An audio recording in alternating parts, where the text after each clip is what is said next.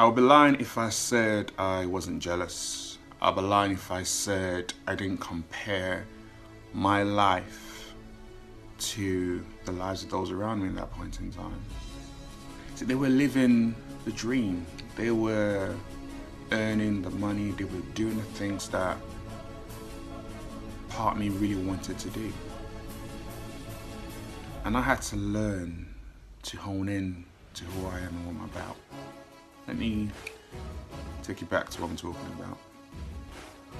See, so many times we hear people talking about, don't compare yourself, don't compare yourself, don't compare yourself to others, which is so true. But I'm all about keeping it real. It's something that is so hard to do. And I remember when me and my wife got married, we were 21, 22. We were so young, we were just starting out, fresh out of university. And life was tough, life was difficult. And all our friends who had left university, gone on to have good jobs, they were living a dream. They had a lot of money, a lot of disposable income, they were going on holidays, they were buying stuff, they were doing things. And our story was the complete opposite. Things were difficult. We had a baby as well, so you had a mortgage, trying to pay off your bills, trying to look after a kid, and you're just starting out in the middle of the recession. Comparison came in. I mean, you looked around you, to your left, to your right, you saw people doing things, and it was just so difficult. And the words of Romans 12, which says, we have different gifts according to the grace given to each of us. If your gift is prophesying, then prophesy in accordance with your faith. If it's serving, then serve. If it's teaching, then teach. If it's to encourage, then to give encouragement. If it's giving, then give generously. If it's to lead, do it diligently. If it's to show mercy, do it cheerfully. In other words, we're all blessed with unique gifts, we need talents.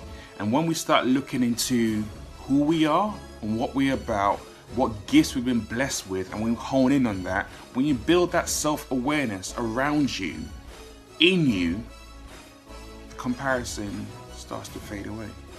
Because you no longer start looking outside for validation. You no longer start looking at what other people are doing. You start looking into who you are and what you're about. And that's what I had to do. I had to ask myself, I'm in this situation right now. I love my wife. I love my son.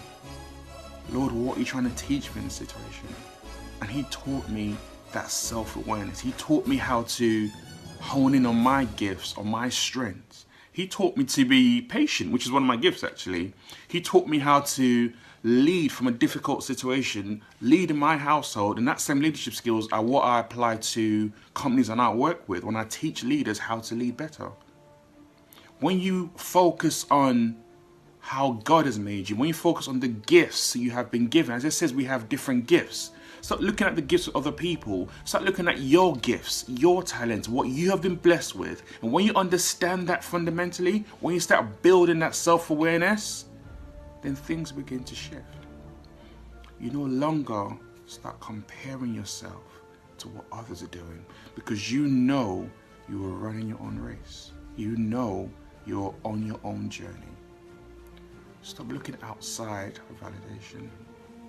Start looking within.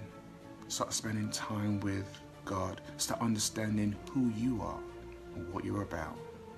And you see things start to shift. You see the way you look at life and people start to shift.